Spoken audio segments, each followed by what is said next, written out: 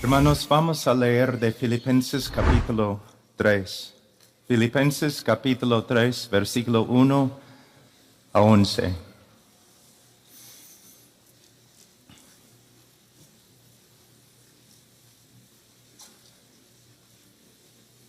Por lo demás, hermanos míos, regocijaos en el Señor. A mí no me es molesto escribiros otra vez lo mismo, y para vosotros es motivo de seguridad.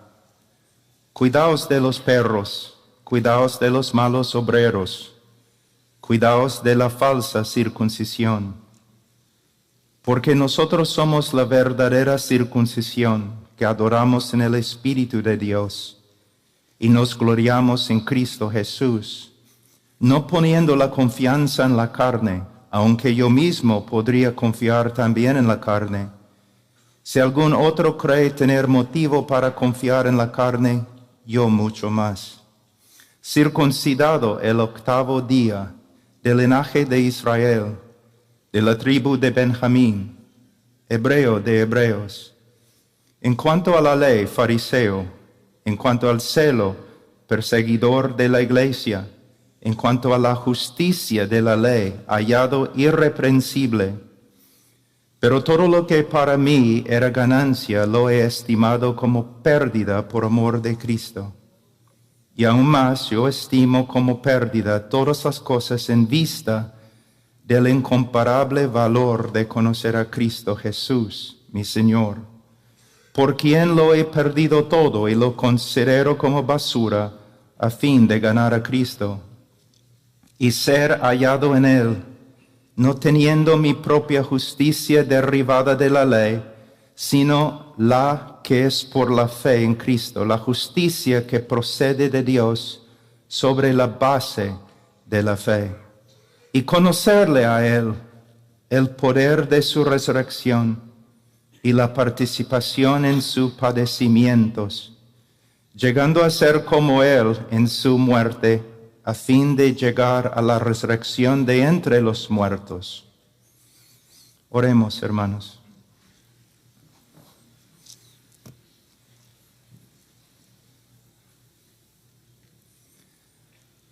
Padre, te damos gracias por este día.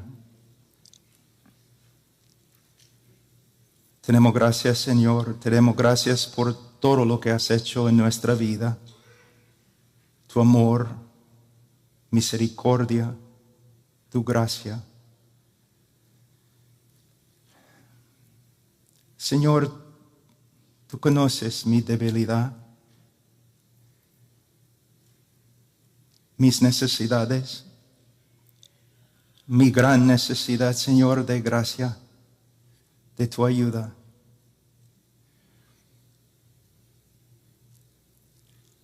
Señor, reconozco que sin ti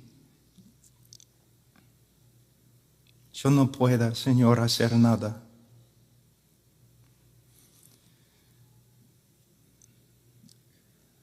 Señor, no oro en mi propio nombre ni en el nombre de mi piedad. Oro en el nombre de mi Salvador, el Señor Jesucristo. Él es mi jactancia ante tu trono, mi única jactancia. Fuera de Él, Señor, no tengo nada. Por causa de Él, Padre, y por causa de tu pueblo, para su beneficio, ayuda, Señor, a este hombre tan débil.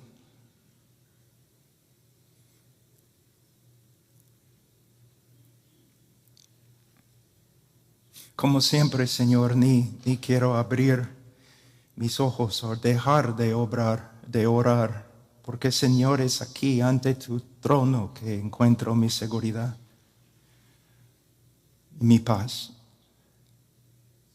Por favor, Señor, ayúdanos. En el nombre de Cristo. Amén.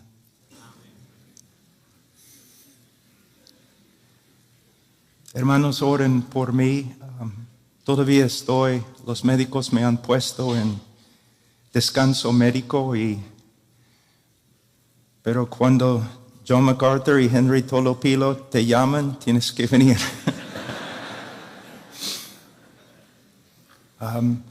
Y como ustedes saben, mayormente después de una prédica me quedo en la iglesia 3 horas para hablar con cualquier persona, pero yo tuve que prometer a mi esposa que después de la prédica voy a esconderme de nuevo.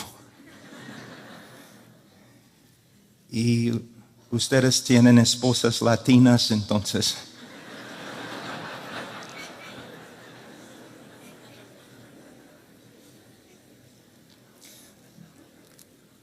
Y antes de la prédica también les pido que piensen bastante y oren, piensen y oren por los hermanos en Afganistán.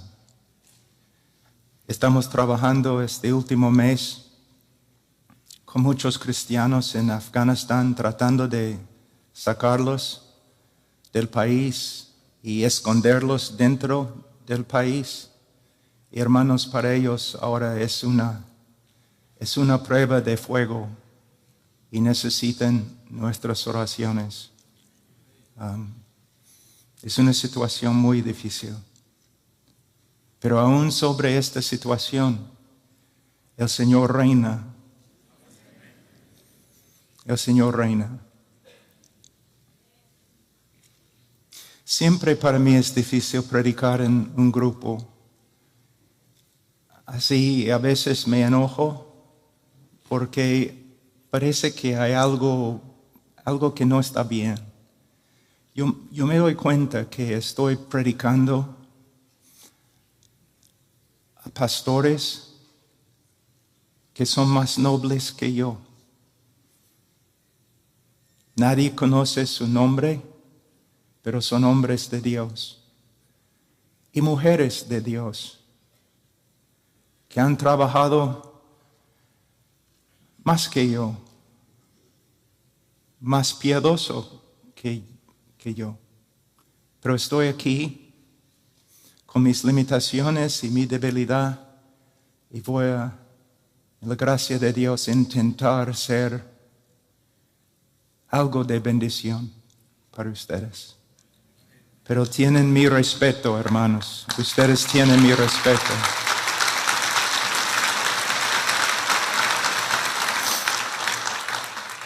En versículo 1, Pablo dice: por lo demás, hermanos míos, regocijaos en el Señor. Pero ¿cómo pueden regocijarse? ¿Cómo? Pablo estaba en la cárcel en Roma. Los filipenses estaban sufriendo persecución y falsos maestros estaban entrando en la iglesia. ¿Cómo podían confiar? ¿Cómo podían regocijarse? La respuesta es muy sencilla, pero también muy profunda. La frase "en el Señor". No importa lo que nos pasa, podemos regocijarnos en el Señor, en lo que Él es, en lo que Él ha decretado, en lo que Él ha hecho, en lo que Él hace, en lo que Él hará. En el libro de Filipenses, muchos teólogos dicen que el gozo es el tema principal del libro. Y es un tema muy importante, pero no creo que es el tema principal. El tema principal no es el gozo, sino la fuente del gozo del cristiano. El tema en Filipenses, en todo el Nuevo Testamento, en toda la Biblia, es el Señor Jesucristo. Una vez un joven vino a mí y me dijo, después de una prédica muy animado: hermano Pablo, tienes razón, Cristo es todo lo que necesitamos. Yo le dije: joven, Cristo es lo único que tenemos. Fuera de Él, no tenemos parte con Dios y Dios no tiene parte con nosotros. Después de tantos años, décadas ahora,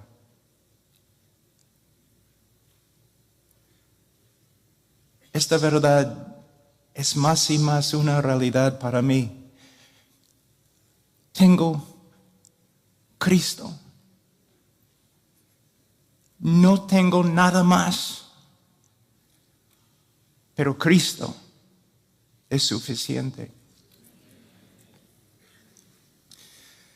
Nuestra dependencia en Cristo es absoluta. Y esta realidad debe aumentar enormemente nuestro aprecio, nuestra estima por Cristo. Es mi deseo que Dios trabaje en tu vida de tal forma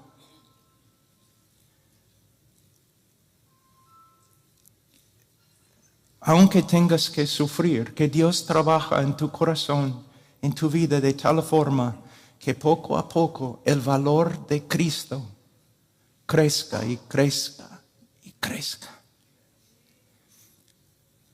Que llegues a tal punto donde ni el ministerio tenga tanta importancia.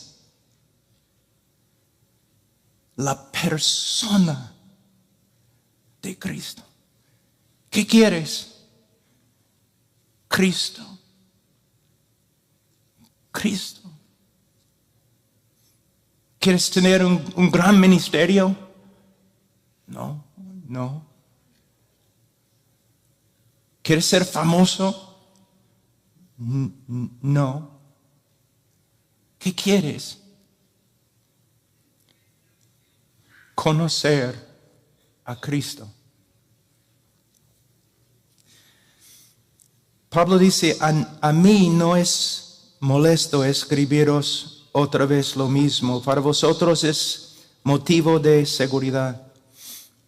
Por supuesto, Pablo quería escribirles acerca de las grandes doctrinas de la fe cristiana, las doctrinas que pudieran contribuir a su edificación y su gozo, pero primero Pablo tenía que tratar un problema persistente. Falsos maestros estaban entrando en la iglesia, devaluando la persona de Cristo, la obra de Cristo y la gracia de Cristo. Y Pablo tenía que actuar. Presten atención a la frase aquí en este versículo. Otra vez lo mismo. El diablo y el mundo siempre buscan desviarnos de Cristo a lo de menos importancia. Siempre, no me importa cuán maduros que seamos, siempre tenemos la necesidad de ser recordados de la preeminencia de Cristo y devolver el enfoque a Cristo y su evangelio. Por eso no debemos ofendernos o hacer oídos sordos cuando las Escrituras o aún el predicador nos recuerda otra vez lo mismo. Hermanos, es muy difícil aprender. Es muy difícil aprender. Es más difícil practicar. Es aún más difícil retener lo que hemos aprendido y hemos practicado. Versículo 2. Cuidaos de los perros, cuidaos de los malos obreros, cuidaos de la falsa circuncisión, Pablo hace aquí referencia a los judaizantes. Eran judíos que habían recibido a Cristo, o mejor dicho, habían asimilado a Cristo en su antiguo sistema de religión. Para ellos sí, era necesario creer en Cristo el Mesías para ser salvo. Pero Cristo en sí no era suficiente. Uno tenía que añadir su propia justicia a la justicia de Cristo como complemento. Ahora, esta herejía ha tomado muchas formas a través de 2000 años de la iglesia, pero siempre con las siguientes dos características. Primero, la persona, obra y palabra de Cristo no son suficientes. Dos, hay que cumplir lo que falta en la persona de Cristo con el hombre. Hay que cumplir lo que falta en la obra de Cristo con las obras del hombre. Y hay que cumplir lo que falta en la palabra de Cristo con la sabiduría de los hombres. Y en nuestro contexto contemporáneo, el legalismo,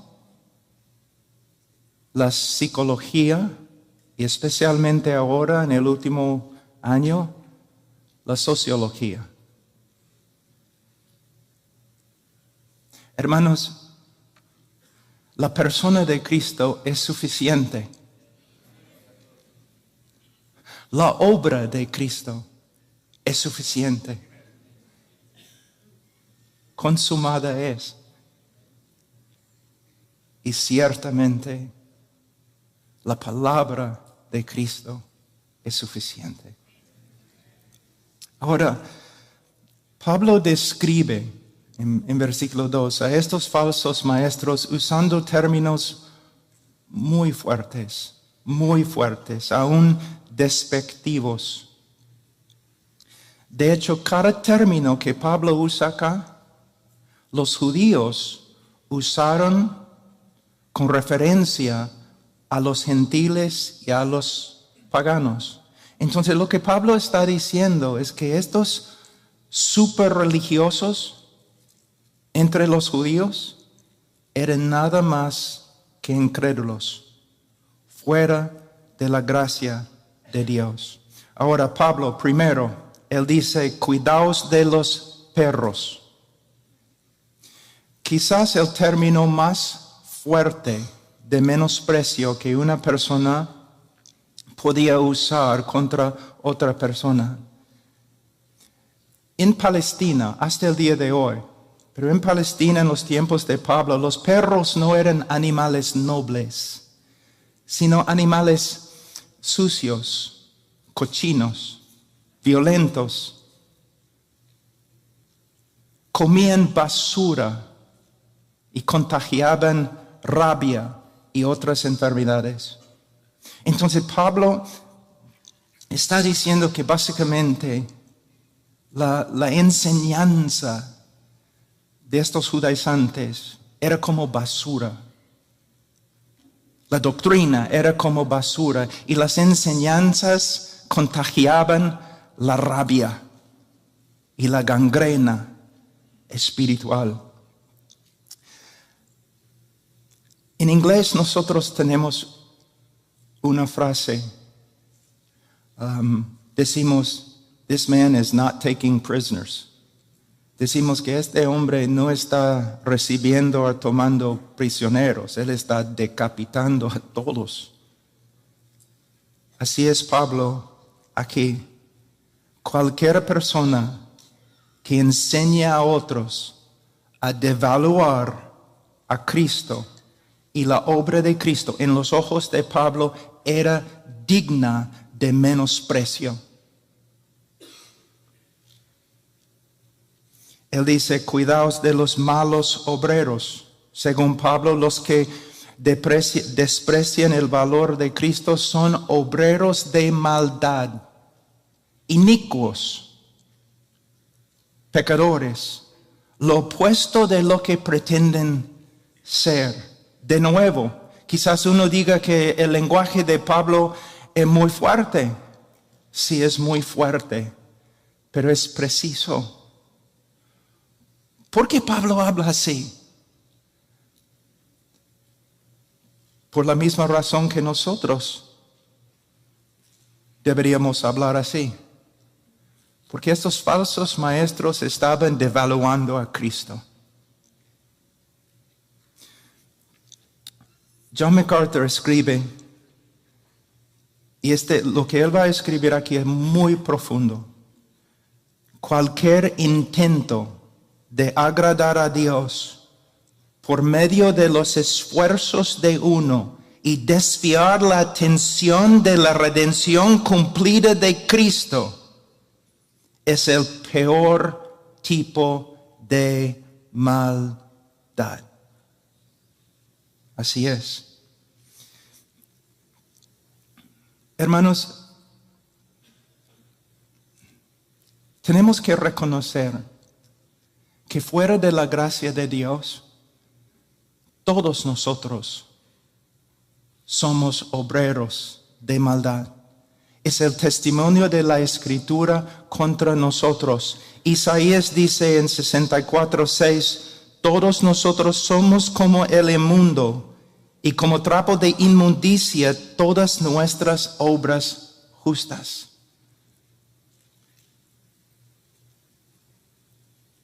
Como la ropa de una persona que tiene lepra. Efesios 2:1-2. Estabais muertos en vuestros delitos y pecados, en los cuales anduvisteis en otro tiempo según la corriente de este mundo, conforme al príncipe de la potestad del aire, el espíritu que ahora opera en los hijos de desobediencia.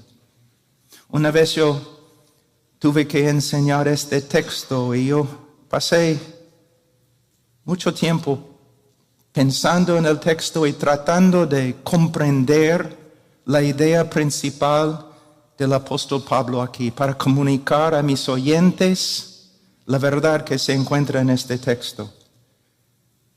Les voy a dar una ilustración. Imaginen un hombre muerto y putrefacto en el fondo de un lago lleno de la putrefacción que ha salido de su propio cuerpo.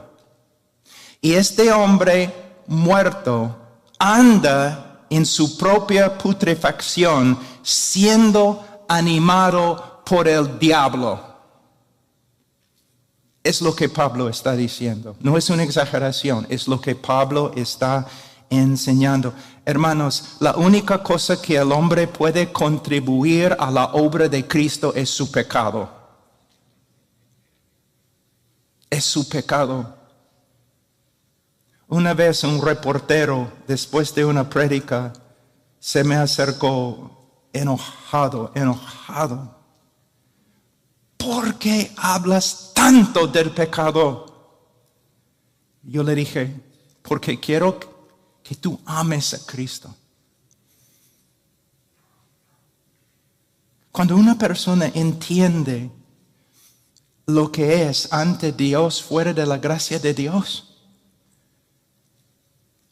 toda su confianza inmediatamente es depositada en Cristo. No en su iglesia, no en su pastor, no en sus obras, no en su carácter. Cristo. Somos, hermanos, como ya he cumplido 60 años, creo que soy Pablo el anciano ahora.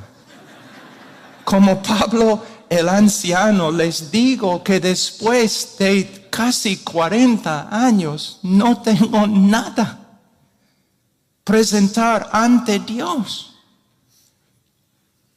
Ah, qué pena. No, es mi gozo. Nada depende de mí. Nada.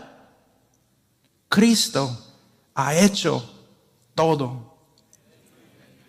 Y él dice también, cuidaos de la falsa circuncisión. Literalmente, cuidaos de la mutilación.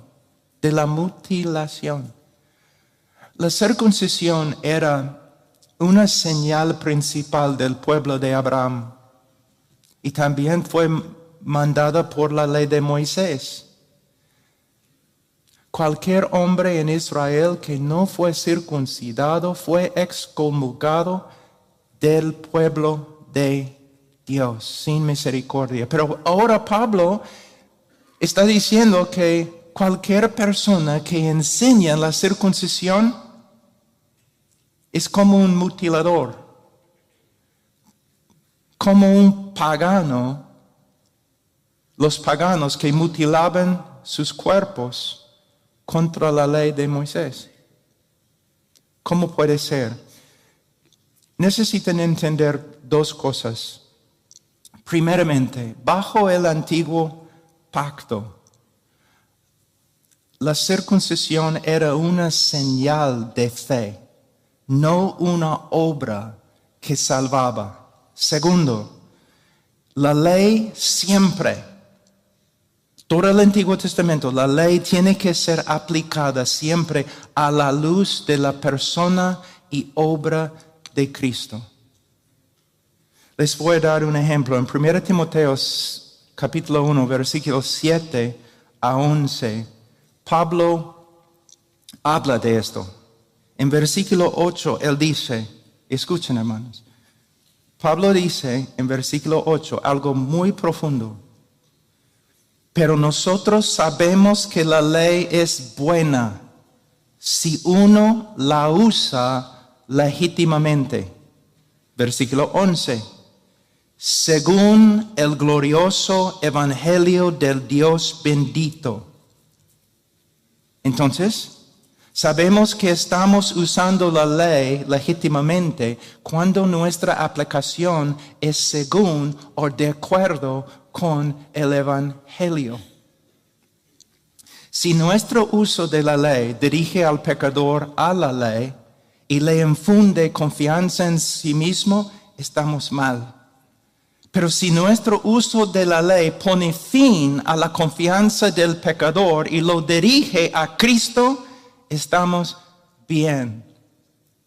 Si nuestro uso de la ley resulta en el pecador devaluándose a sí mismo y apreciando más a Cristo, estamos bien. De nuevo, hermanos. Nosotros debemos saber que es tan claro que toda nuestra vida,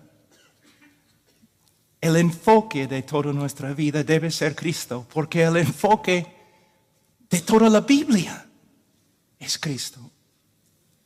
La ley, el enfoque, Cristo.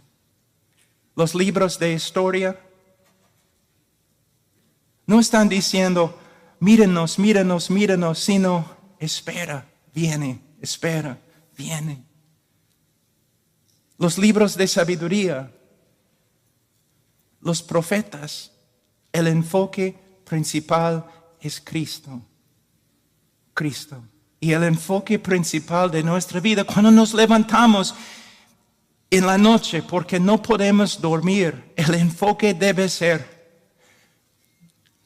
bueno, no puedo dormir.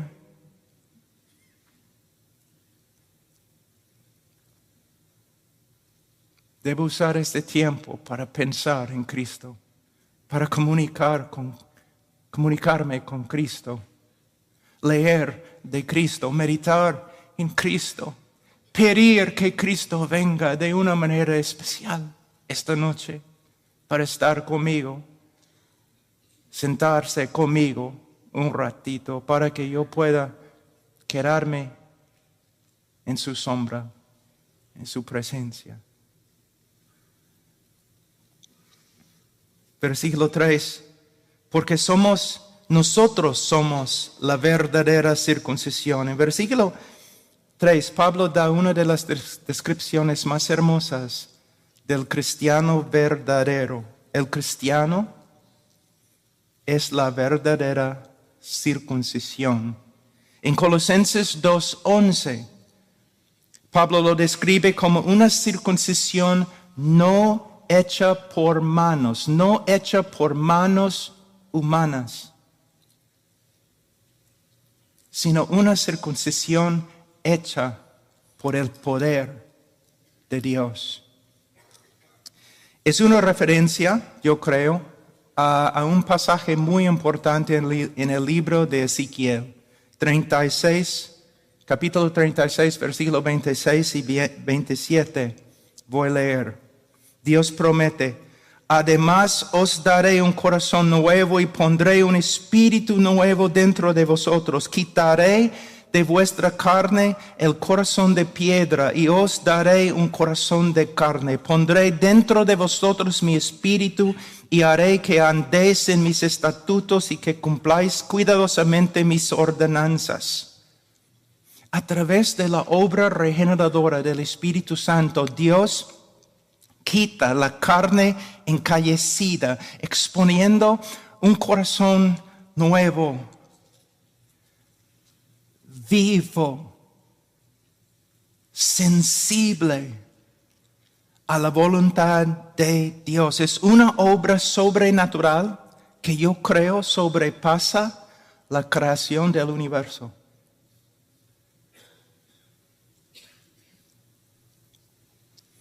El cristiano verdadero no ha simplemente adoptado una nueva ética. El cristiano verdadero ha sido recreado, renovado, transformado. Es una nueva criatura. Y todo eso ha sucedido por medio de la obra redentora de Cristo, sin contribución ninguna del hombre.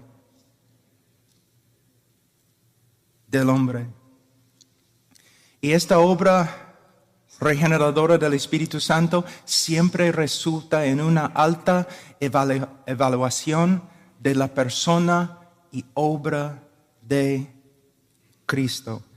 Como se nota en la próxima frase, dice que adoramos en el Espíritu de Dios. La palabra traducida aquí, adorar, proviene de la palabra griega latruo, que significa más que cantar. Tiene la idea de también ministrar y rendir servicio a Dios.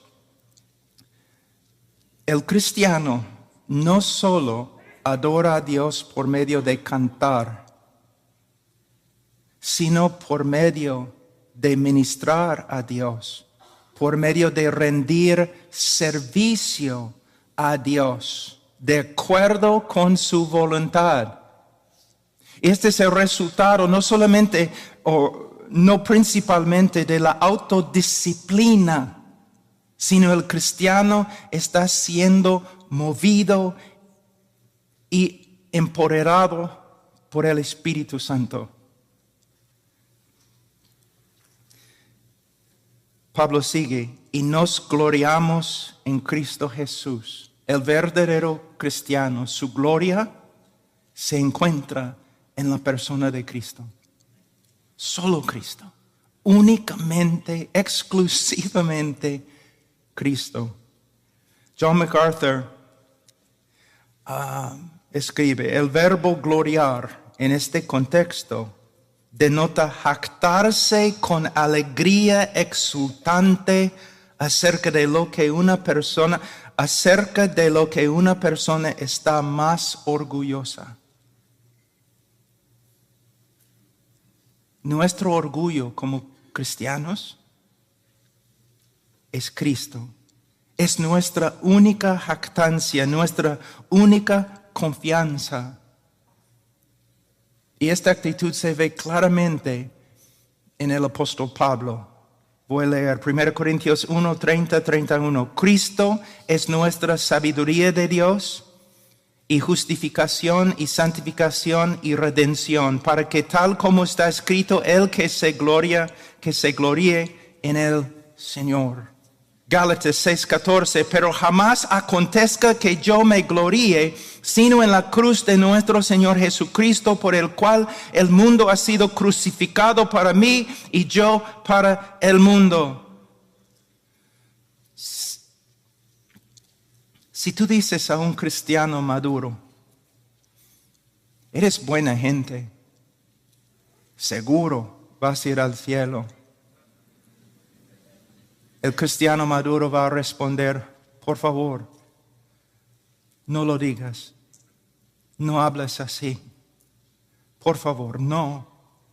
Mi única esperanza es la persona y obra de Cristo. En la mente de Dios el Padre, Cristo tiene preeminencia. Él debe tener preeminencia en nuestros pensamientos.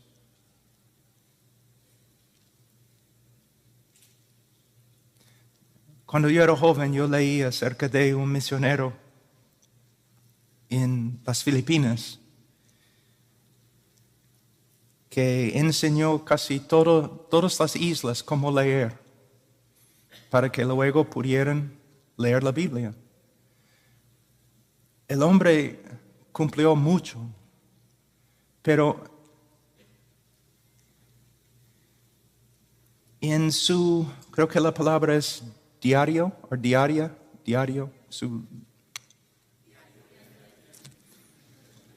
yo encontré una frase,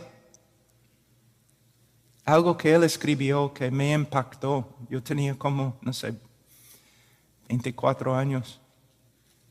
Su meta más grande, aunque él enseñó todas las islas de las Filipinas cómo leer, su meta más grande era pasar un día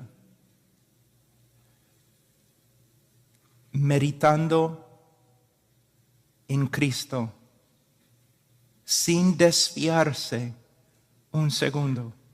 Y él dijo al final de su vida, Nunca alcancé la meta. Después de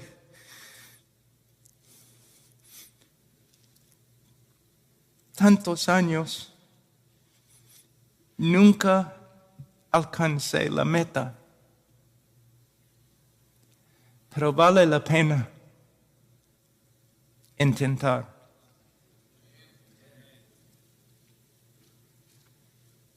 No poniendo la confianza en la carne. La frase nos gloriamos en Cristo debe ser suficiente, ¿no? Para comunicar que la confianza del cristiano está depositado solamente en Cristo. Pero Pablo no está contento. Él quiere dar más énfasis. Si Pablo hubiera sido latino, él habría dicho, no poniendo ni la más remota confianza en la carne. Hermanos, este es uno de los grandes propósitos de la ley. Quitarnos la confianza en nosotros mismos. Ese es uno de los propósitos de las tribulaciones, de las pruebas.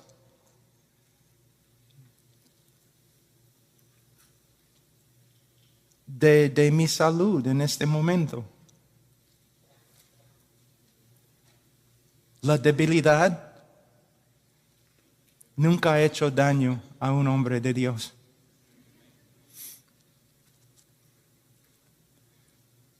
Todo lo que puede quitarnos la confianza en nosotros mismos es bello, duele, pero es bello. Vale la pena. Porque, hermanos, mira, solamente para que sepan, en el día de juicio no vamos a ser juzgados tanto por el tamaño de nuestro ministerio.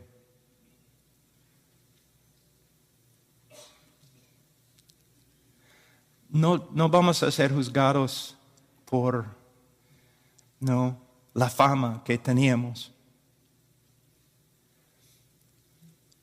Vamos a ser juzgados por nuestra devoción a Cristo y nuestra conformidad a Cristo. Todos estudiando porque quieren ser grandes ministros.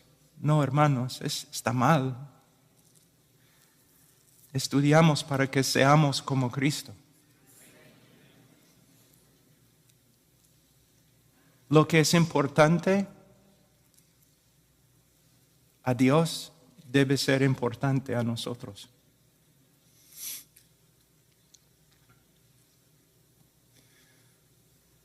Pablo escribe en Romanos 3, 19, 20, ahora bien sabemos que cuanto dice la ley lo dice a los que están bajo la ley, para que toda boca se calle y todo el mundo sea hecho responsable ante Dios.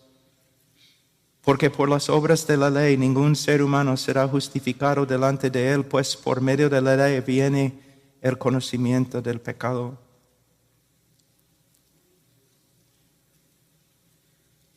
El propósito de la ley es quitarnos la confianza en nosotros mismos para que depositemos nuestra confianza únicamente en la gracia de Dios.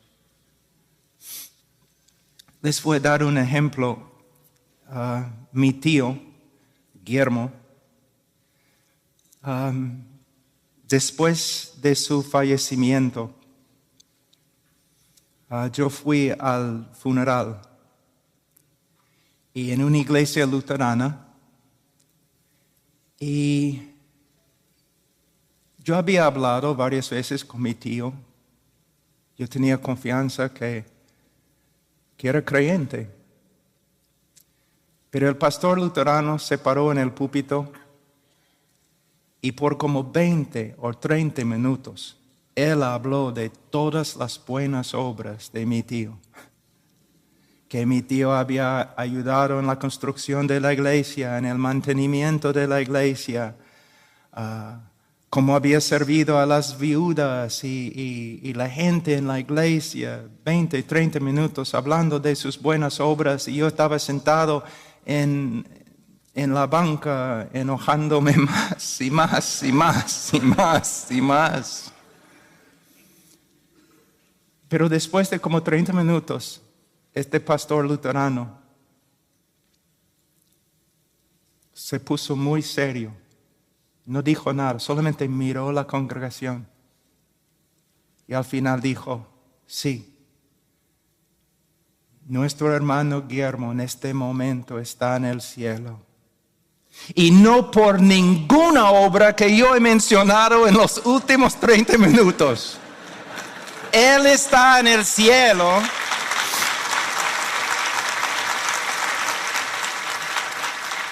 Él dijo, Él está en el cielo porque Cristo murió por los pecadores que merecen el infierno.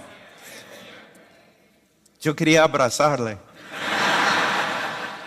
Yo le dije, hermano, yo iba a pegarte, pero ahora quiero abrazarte. En versículos 4 y 6, Pablo continúa. Aunque yo mismo podría confiar también en la carne, si algún otro cree tener motivo para confiar en la carne, yo mucho más, circuncidado el 8º día del linaje de Israel, de la tribu de Benjamín, hebreo de hebreos en cuanto a la ley, fariseo en cuanto al celo, perseguidor de la iglesia en cuanto a la justicia de la ley, hallado irreprensible. En versículos 4 y 6, Pablo está usando su propia vida para mostrar el vacío de la jactancia de los judaizantes. Él había cumplido la ley desde su nacimiento. Él era de una de las tribus más eminentes en la nación de Israel. Era hebreo de los hebreos. Él era miembro importante en la secta más conservadora y estricta en la nación de Israel, los fariseos. En cuanto al celo, Pablo era perseguidor de la iglesia. Para entender esta frase tenemos que entender la mente judía en el tiempo de Pablo. El celo era una señal esencial de la piedad en Israel. Un piadoso en Israel amaba a Dios. Un hombre piadoso amaba a Dios, amaba su ley y amaba su pueblo. Pero también un piadoso odiaba a los falsos dioses, los ídolos, odiaba los infractores de la ley y odiaba los enemigos del pueblo de Dios. Y para Pablo la iglesia era una enemiga, entonces la perseguía. Ahora, en cuanto a la justicia de la ley, Pablo era externamente irreprensible. Él no está diciendo que él vivía sin pecado, sino hablando humanamente, como fariseo en su vida anterior. Pablo está diciendo que su celo, su devoción, sus logros y su reputación sobrepasaron a todos, incluso sobrepasó la piedad de los judaizantes. En Gálatas 1, 13 a 14 tenemos una explicación más amplia. Pablo dice, porque vosotros habéis oído acerca de mi antigua manera de vivir en el judaísmo, de cuán desmediadamente perseguía yo a la iglesia de Dios y trataba de destruirla, y como yo aventajaba en el judaísmo a muchos de mis compatriotas contemporáneos, mostrando mucho más celo por las tradiciones de mis antepasados. Ahora versículos 7 y 8. Pero todo lo que para mí era ganancia, lo he estimado como pérdida por amor de Cristo, y aún más yo estimo como pérdida todas las cosas en vista del incomparable valor de conocer a Cristo Jesús mi Señor, por quien lo he perdido todo. En versículo 7,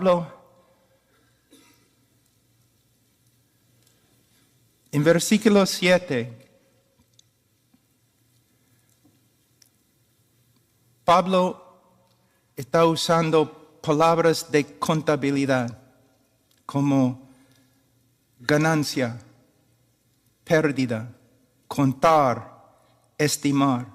¿Para qué? Para describir, y me gusta esta parte, para describir el nuevo sistema de valores que fue creado en su corazón en el día que se encontró con Cristo en el camino a Damasco. Todo lo que antes estimaba, su celo, sus obras, su reputación, él lo consideró como pérdida, basura, heces, escoria, aún excremento por causa de Cristo. Todo comparado con Cristo. Como los franceses dicen, Pablo era la crème de la crème, ¿no? Entre los contemporáneos, y esta era su esperanza y era su jactancia. Pero algo sucedió a Pablo que cambió todo. ¿Qué?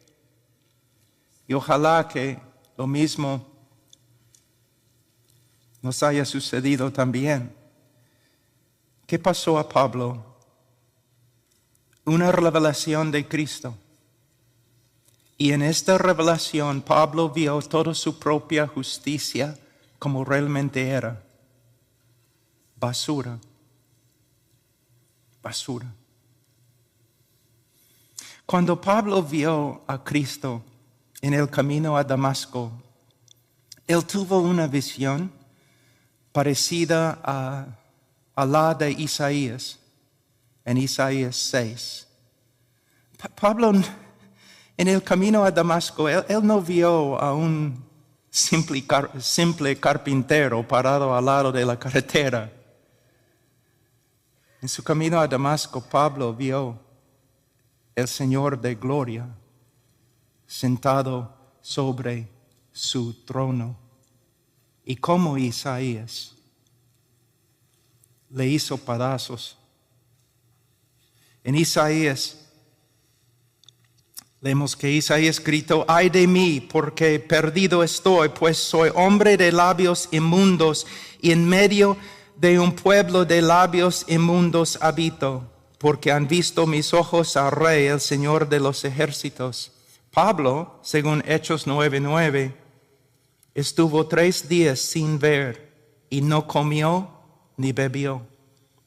Luego en Romanos 7:24, Pablo escribió: miserable de mí, ¿quién me libertará de este cuerpo de muerte?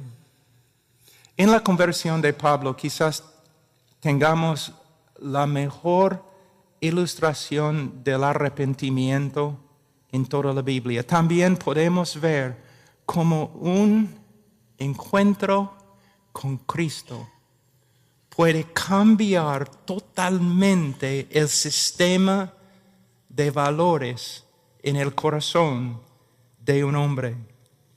La palabra arrepentir, hermanos, significa básicamente cambiar de opinión. Parece superficial, pero no lo es. ¿Por qué? La mente es el centro de control de nuestra voluntad, nuestras emociones y aún nuestra conducta. Si la mente cambia, entonces todo cambia. Ustedes están sentados aquí tranquilos porque, y no hay, pero están aquí sentados tranquilos porque no piensen que hay un fuego fuera que va a consumir todo el edificio. Son tranquilos porque es lo que piensan, y con razón, no se asusten. Pero si ustedes en un ratito cambian y piensan que hay un fuego fuera que va a consumir el edificio, entonces todo va a cambiar. Sus emociones van a cambiar. No van a estar aquí quietos, sino con bastante miedo. Su voluntad va a cambiar. Van a tomar una decisión. No voy a escuchar más esta prédica.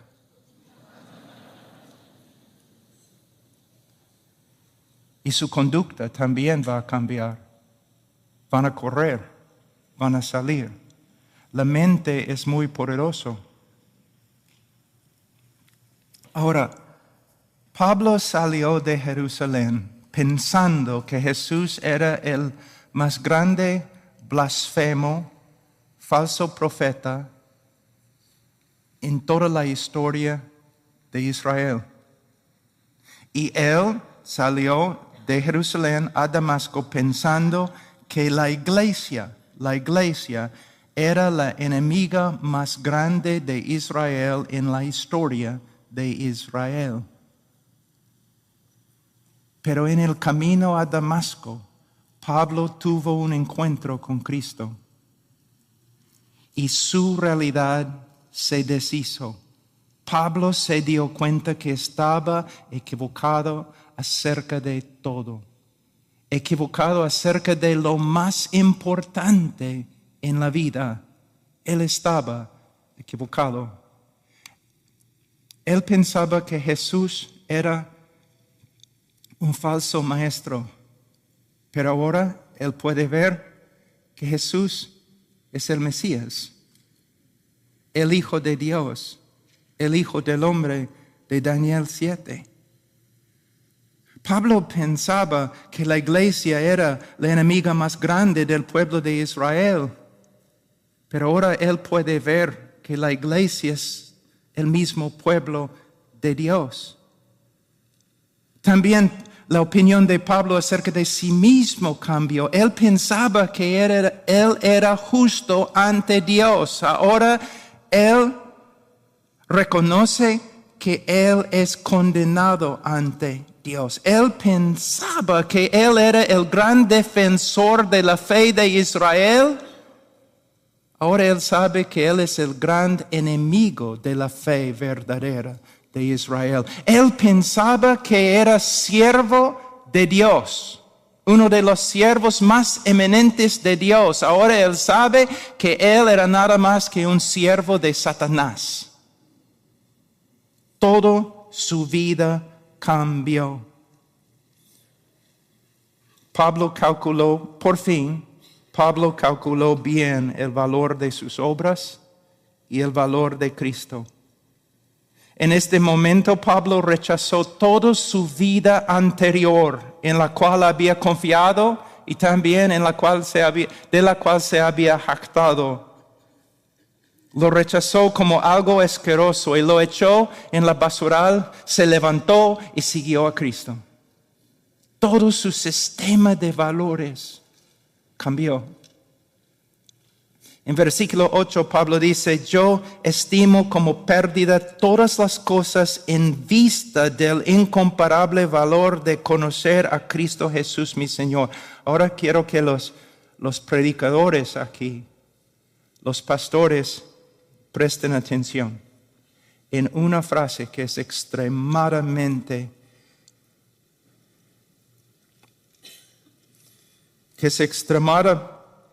importante. La frase en vista de.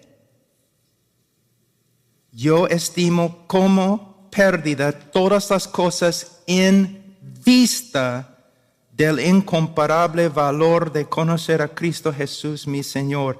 La idea es que Pablo estaba totalmente contento en su vida y su religión anterior y no estaba buscando alternativas. ¿Por qué? Porque él andaba en oscuridad espiritual y él era ciego a la realidad de Dios, la realidad de la salvación y la realidad de sí mismo.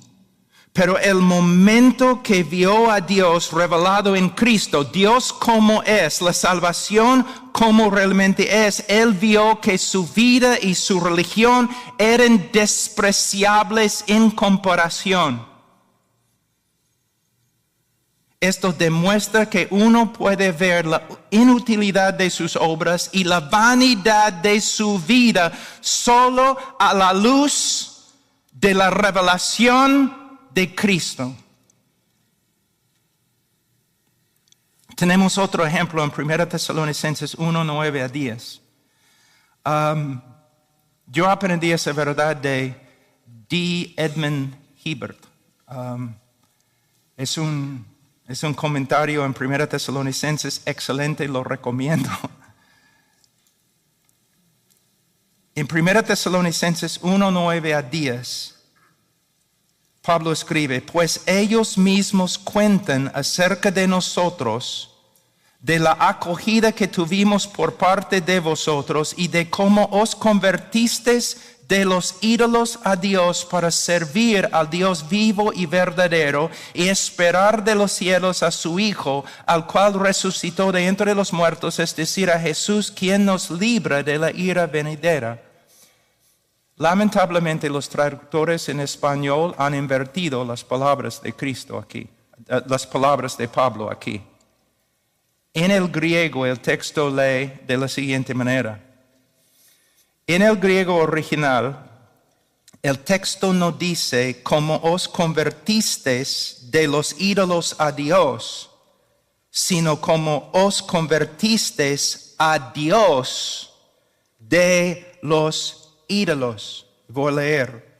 La idea es que los gentiles, como Pablo, estaban totalmente contentos en su religión. No estaban buscando alternativas hasta que vieron a Dios como se reveló por la predicación del Evangelio. Solo a la luz de Cristo vieron la vaciedad de su religión y la vanidad de su vida. ¿Qué significa para nosotros, especialmente para los predicadores? Este es el trabajo principal del predicador: predicar a Cristo. Predicar a Cristo.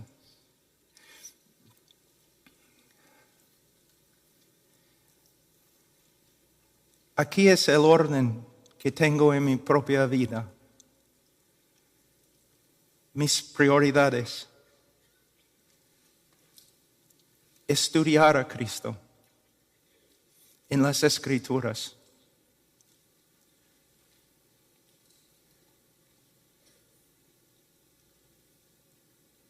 Yo creo que uno tiene que leer toda la Biblia, de Génesis a Apocalipsis. También creo que necesitamos ser informados, maduros en nuestro conocimiento de todas las doctrinas.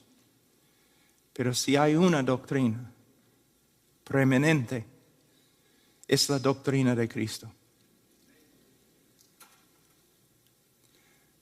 ¿Cuántas horas cada semana dedicas a estudiar a Cristo? Es fácil decir amén, amén. Pero ¿cuántas horas? ¿Cuántos años de tu vida has dedicado al estudio de la persona y obra de Cristo? Estudiar a Cristo. ¿Hay un tema más importante? Estudiar a Cristo.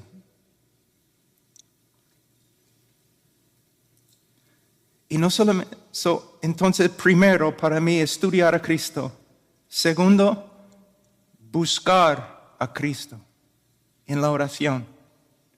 Y hermanos, cuando hablo de oración, inmediatamente en la mente de la mayoría de los cristianos, la idea de intercesión. No estoy hablando de intercesión, tiene su lugar y es sumamente importante.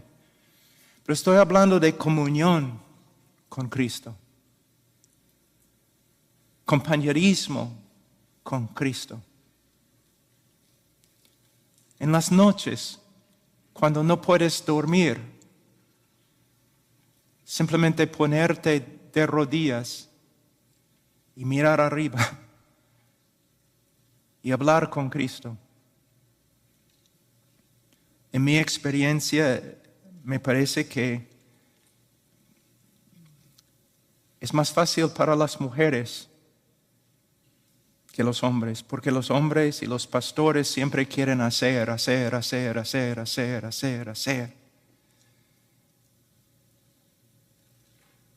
Marta. Quizás Martín.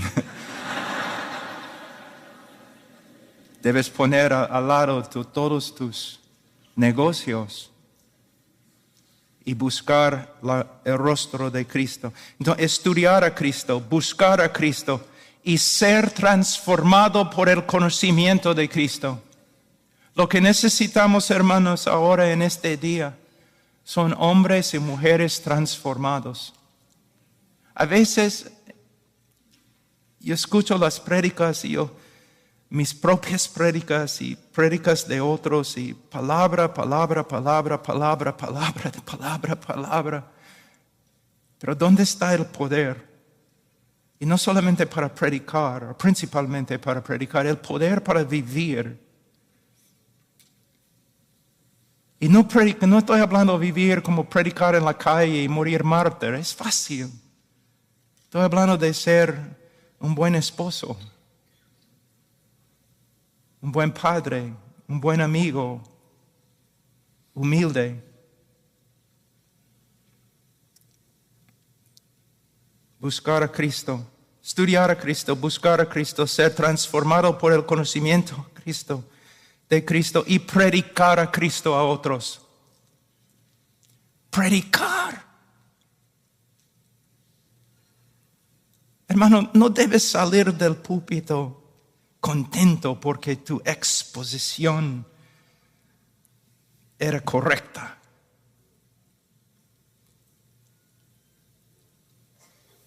O porque has comunicado información. La meta es transformación. Que los pecadores crezcan en su estima por Cristo y se salvan. Que la iglesia crezca en su estima por Cristo. Esa es la meta. En versículo 8, Pablo termina con la frase, lo considero como basura a fin de ganar a Cristo. Aquí podemos ver dos opciones opuestas y exclusivas. En otras palabras, no puedes tener las dos a la vez. Voy a leer. Tú puedes seguir confiando en tu propia justicia y rechazar la obra de Cristo, o tú puedes rechazar totalmente como basura tu propia justicia a favor de Cristo. Tú puedes gloriarte en tus propias obras o tú puedes gloriarte en Cristo y su cruz. Tú puedes tener la aprobación del mundo y la desaprobación de Dios, o tú puedes tener la desaprobación del mundo y la aprobación de Dios porque tú amas a su Hijo. En conclusión, hay dos opciones: ganar al mundo y perder a Cristo, o ganar a Cristo y perder al mundo. No puedes tener las dos cosas. Versículo 9, ser hallado en él no teniendo mi propia justicia derivada de la ley, sino la que es por la fe en Cristo, la justicia que procede de Dios sobre la base de la fe. Aquí en versículo 9 a 11, Pablo revela los resultados, los beneficios de ganar a Cristo. La justificación, versículo 9. Y el privilegio de conocer a Cristo, versículos 10 y 11. Pablo empieza en versículo 9 con la justificación. ¿Por qué? Porque todos los otros beneficios solamente son posibles por causa de la justificación, porque somos justificados ante Dios. ¿Qué es la justificación? Voy a leer de la Confesión Bautista 1689. No puedo encontrar una definición mejor. A quienes Dios llama eficazmente también justifica gratuitamente, no infundiéndoles justicia y rectitud, sino perdonándoles sus pecados y considerando y aceptando sus personas como justas, no por nada que hay en ellos o hecho por ellos, sino solamente por causa de Cristo. De versículo 9 también, esta confesión, podemos ver las siguientes características acerca de en la justificación bíblica. Número 1, no es justicia propia o justicia nuestra, sino justicia ajena o justicia de otro, la justicia de Cristo. No es derivada de la ley como algo que hemos ganado de Dios, sino procede de Dios como una manifestación de su gracia. No es por medio de nuestra obediencia, sino por medio de fe en la obediencia de Cristo. Por medio de su obediencia, Él satisfizo los requisitos de la ley y por medio de su muerte obediente, Él pagó las penalidades de la ley. En versículo 9, Pablo usa una frase que es una de las más hermosas descripciones de la unión del creyente con Cristo. Él dice, ser hallado en Él.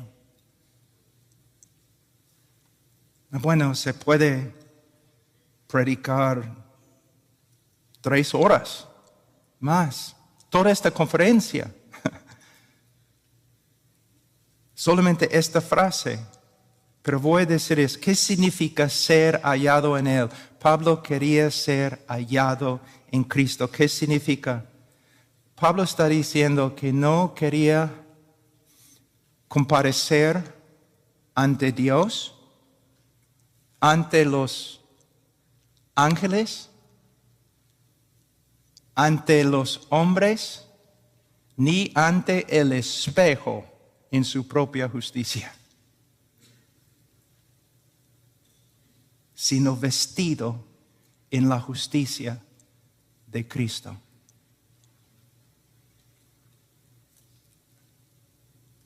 Su gloria era la justicia de Cristo.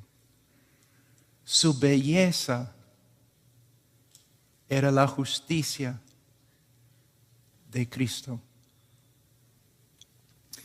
Terminamos muy rápido, versículos 10 y 11. Y conocerle a Él el poder de su resurrección, la participación en sus padecimientos, llegando a ser como Él en su muerte, a fin de llegar a la resurrección de entre los muertos.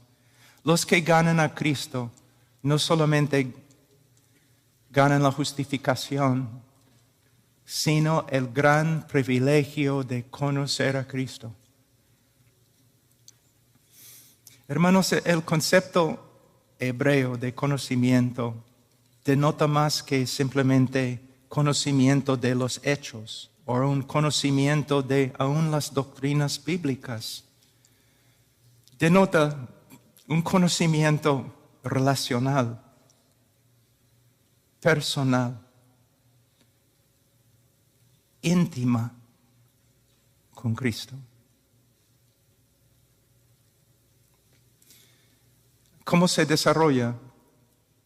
Primeramente, siempre tenemos que empezar con las Escrituras, leyendo, estudiando, meditando en las Escrituras. Segundo, cultivando nuestra relación personal y íntima con Cristo por medio de la oración. Tercero, simplemente caminando en este mundo caído y contrario. Ahora, para terminar, esta carrera de conocer a Cristo empieza en el momento de nuestra conversión y termina en el cielo. No.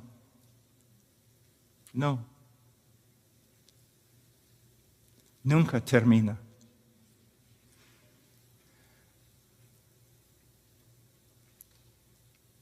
Porque la gloria y maravilla de Cristo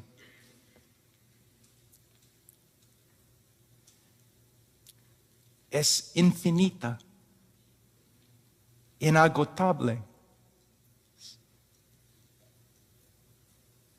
Nunca vamos a descubrir todo lo que es Cristo. Nunca. De una forma, se puede decir, ni hemos empezado a aprender de Él.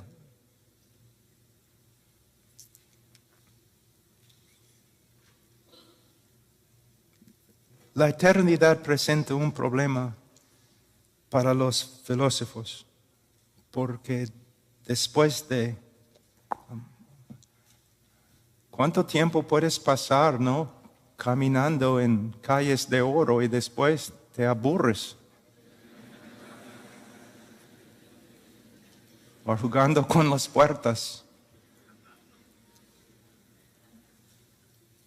Algunos filósofos dicen que la eternidad puede convertirse en, aunque sea hermosísima la eternidad, puede convertirse en un infierno. Cuando llegues al fin de todo y no hay nada más, te vas a aburrir, vas a querer dejar de existir. Pero el cielo sí es finito, pero la gloria de Dios es infinito. Después de 100,000 eternidades, ni hemos empezado a conocer a Cristo. Bueno, Dios les bendiga, hermanos.